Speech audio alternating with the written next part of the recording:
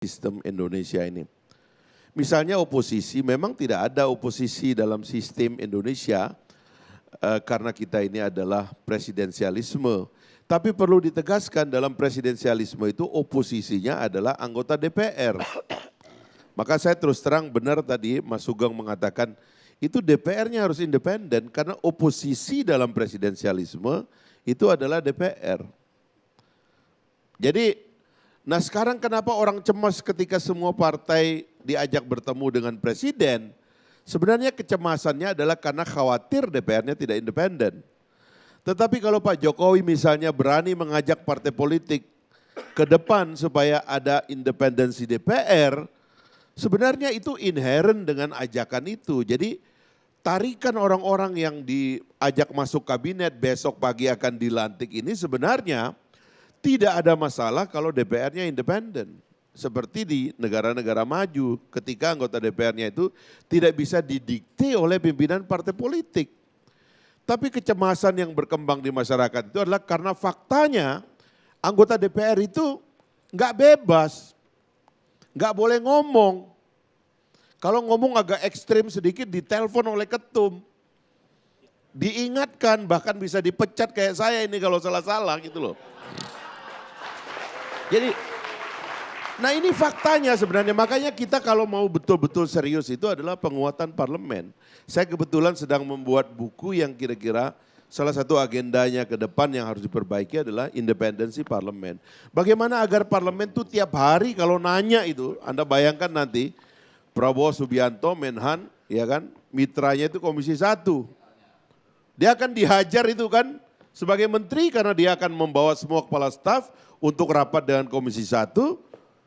Siapa yang bisa menjamin scrutiny terhadap pejabat itu dilakukan kalau oligark ini dimaknai bahwa kalau semua partai sudah diundang masuk kabinet dan memang kentara itu. Ada ketua umum, ada mantan, ada sekjen, ada wakil sekjen, salah satu ketua menjadi anggota menteri kabinet. Lalu kemudian seluruh anggota DPR di Senayan tuh nggak boleh ngomong. Karena begitu ngomong dibilang kamu bukan oposisi, kamu diam dong karena menterimu, kadermu sudah diajak jadi menteri, itu salah itu. Ini yang harus dikoreksi. Cara berpikir ini yang salah karena rakyat tidak memilih partai politik. Partai politik cuma mencalonkan yang dipilih oleh rakyat itu adalah orang. Dan karena rakyat itu memilih orang maka sumpah jabatan anggota DPR tidak menyebut partai politik, menyebut tentang wakil rakyat. Dia adalah wakil daripada masyarakat yang menitipkan suara kepadanya gitu. Nah ini misalnya misleading yang perlu diperbaiki ke depan ya. Termasuk kita koreksi istilah koalisi. Yang dilakukan oleh Pak Jokowi sebenarnya bukan koalisi tapi rekonsiliasi sebenarnya. Dia mengajak orang-orang terbaik itu biasa terjadi di mana-mana. Kan gini kalau mission statementnya saya ulang tadi. Kira-kira 5 tahun yang lalu yang terjadi dengan Indonesia dan kabinet Pak Jokowi ini adalah begini. Pak Jokowi membangun kabinet kerja tapi rakyatnya berpecah. Gitu. Itu kan kira-kira penjelasan dari 5 tahun yang lalu. Sehingga puncaknya pada Pilpres. Saya kira baik Pak Prabowo maupun Pak Jokowi kemudian cemas. Karena dia sibuk bekerja dalam perspektif dia ya saya coba, kalau dulu kan saya nggak pernah berbicara merasakan apa yang dilakukan oleh Pak Jokowi nih Bang Rizal ya. Sekarang saya coba lah kira-kira gitu kan. Setelah kita nggak jadi pejabat ini ya bukan wakil rakyat, nggak dikasih mandat oleh rakyat untuk mengawasi pemerintah. Kira-kira perasaan Pak Jokowi, saya kerja 5 tahun tapi rakyatnya pecah. Pada mission statement periode kedua kira-kira Pak Jokowi sama. Saya mau kerja lagi dan pidatonya proven itu pidato pelantikannya. Saya mau kerja lagi sampai rakyat ini nanti betul-betul bisa menikmati pendapatan per kapita yang tinggi. Tapi bagaimana cara rakyatnya supaya tidak pecah? Dimulailah rekonsiliasi itu. Buktinya adalah Undang-Undang MD3.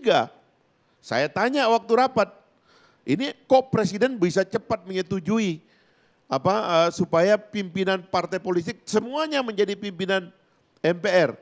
Pikirannya MD3. Ada agenda lain yang tadi Bung Masinton katakan saya kira benar juga. Salah satu implementasi strukturalnya nanti adalah penguatan presidensialisme. Makanya ada keinginan amandemen konstitusi. Kenapa revisi Undang-Undang KPK? Karena KPK melanggar presidensialisme. Ada entitas liar yang nggak bisa ditertibkan oleh presiden, itu presidensialisme. Jadi ini inherent semuanya. Presiden ingin menertibkan hukum, ingin menertibkan presidensialisme, dan itu sudah dilakukan gitu loh. Nah sekarang menurut saya, apa yang harus dilakukan dalam 5 tahun itu, kita kembali aja kepada 2 hal. Nama dari sistem kita. Karena kita ini nggak usah bicara orang ya. Capek kita kalau membahas menteri ini satu-satu, kenapa Pak Prabowo masuk seolah-olah itu itikat tidak baik. Itu nggak benar itu, capek kita membahas begitu. Jangan lupa ya, Pak Prabowo itu ada pidatonya tentang ghost fleet itu, ketakutan Indonesia pecah. Dan perpecahan di tingkat masyarakat sudah terjadi. Kita melihat ada kekacauan yang terjadi di Wamena, di Papua ya kan, dan di mana-mana. Muncul perpecahan di kalangan massa. Kemarin tiba-tiba ada mahasiswa yang datang melempari gedung DPR dengan batu dan sebagainya. Termasuk STM itu. Jadi perpecahan itu presidennya kuat. Tapi jangan bicara orang, jangan diskusikan manusianya. Coba lihat sistemnya. Saya mengusulkan, ini kalau pakai istilahnya Kodari tadi, Partai Gelora mengusulkan, begitu kira-kira. Harus masuk barang itu, masa yang lain kampanye semua kita enggak. Jadi kita lihat perspektif sistemnya aja. Yang pertama itu presidensialisme dan yang kedua itu namanya kongresionalisme.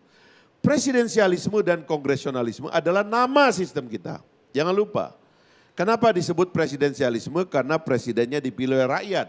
Kenapa disebut kongresionalisme? Karena anggota kongresnya dipilih oleh rakyat. Ini aja yang kita pastikan bekerja.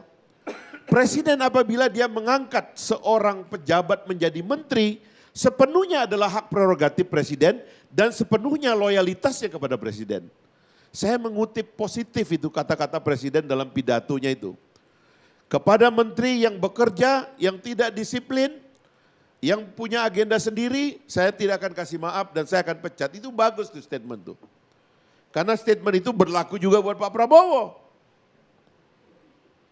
Enggak bisa itu kemudian kalau ada ketua umum partai atau sekjen salah satu partai politik, mau Erlangga namanya, mau siapapun.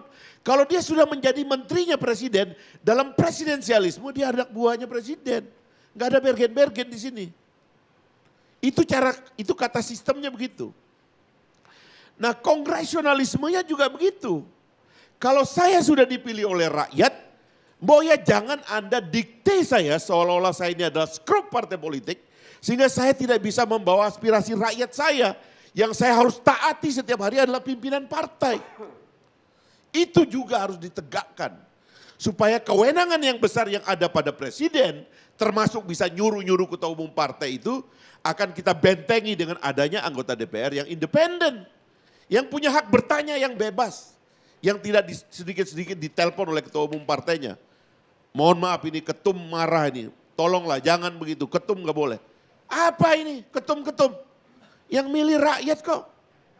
Nah ini namanya keseimbangan inilah yang sebenarnya sistem itu inginkan.